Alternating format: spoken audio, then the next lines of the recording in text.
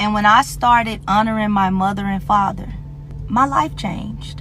When I made things right with my mother and father, when I stopped just being in that victim seat and I just started saying, you know something, all right, look, I'm grown now, I got to figure this thing out.